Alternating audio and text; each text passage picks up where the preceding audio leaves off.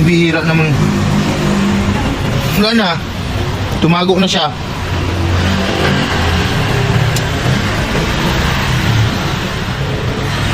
Lalo pa siyang sumuksok sa ilalim.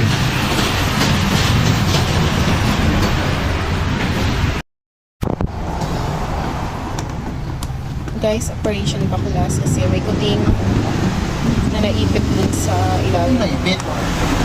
So, Last time, kasi yung may kuting dito guys na sumuot sa ilalim.